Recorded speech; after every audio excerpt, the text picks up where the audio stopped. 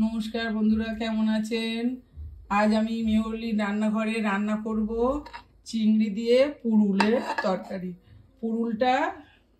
পুরুলটা হচ্ছে সব, কেউ পুরুল বলে, কেউ তুরুল বলে, কেউ দুরুল বলে। আমি এটাকে দিয়ে আজকে চিংড়ি মাছ দিয়ে তরকারি করব।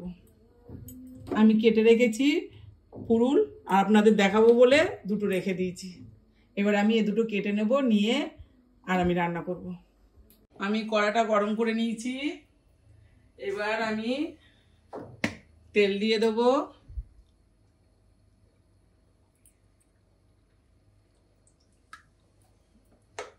তেল দিয়ে দিলাম। তেল দিয়ে আমি আগে একটু নুন হলুদ দিয়ে চিংড়িটা হালকা ভেজে নেব।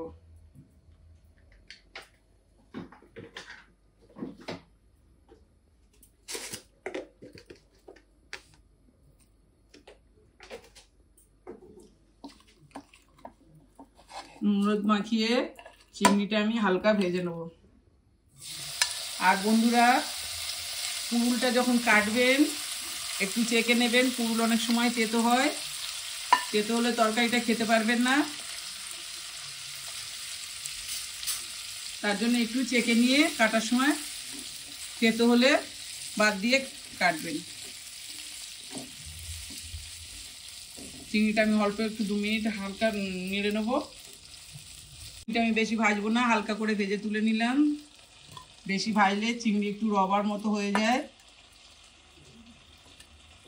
তাই আমি হালকা ভেজে নিলাম।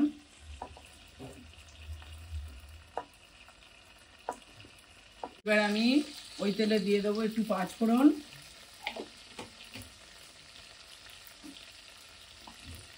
5 ফোড়নটা দিয়ে একটু নেড়ে চেড়ে আমি পুরুলটা দিয়ে দেবো।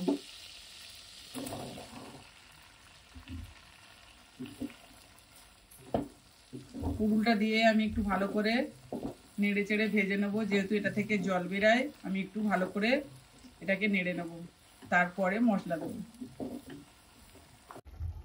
এবার আমার এটা মিনিট 5 রেখেছিলাম, দেখুন কত জল বেরিয়েছে। এবার আমি এতে মশলা দেব। আগে দিয়ে দেব নুন পরিমাণ মতো, হলুদ 1 চামচ, হলুদ, লঙ্কার গুঁড়ো,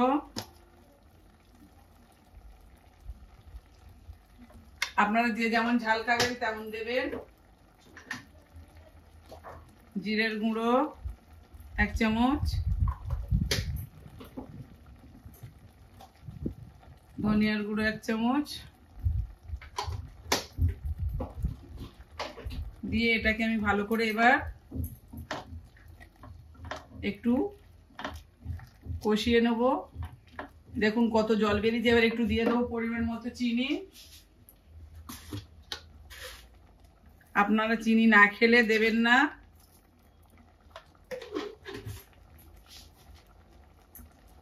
এবার এটাকে আমি মিনিট 5 এইভাবে চাপা দিয়ে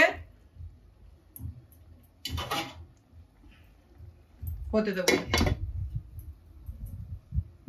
আমি ঢাকাটা খুলে এবার আমি এতে 1 চামচ, ছোট চামচের 1 চামচ একটু আদা আর একটু 1/2 চামচ রসুন দিয়ে দেবো। দিয়ে এটাকে ভালো করে আবারও একটু মিনিট 5 হতে দেব। এতে আমি জল দেব না, জল দিতে হবে না। আমি এবার চিংড়িগুলোকে দিয়ে দেব। আমি এইভাবে ঘরোয়া রান্না করি, আপনারা এইভাবে ঘরোয়া রান্না করে খেয়ে দেখবেন, খুবই খেতে সুস্বাদু হয়। বাড়িতে এইভাবে বানিয়ে আপনারা খাবেন। এবার আমি একটু চাপা দেব, আবারও মিনিট 5 দিয়ে তারপর আপনাদের দেখাচ্ছি।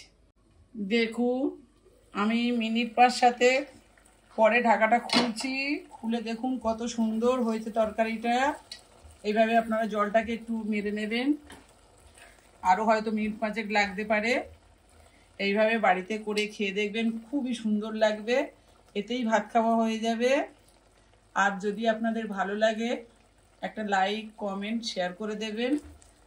আর নতুন বন্ধুরা চ্যানেলে সাবস্ক্রাইব করবেন। সাবস্ক্রাইব করলে ভিডিও করতে ভালো লাগে।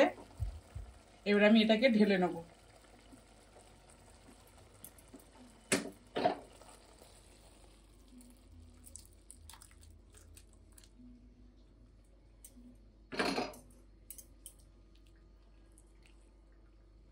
দেখুন কত সুন্দর হয়েছে।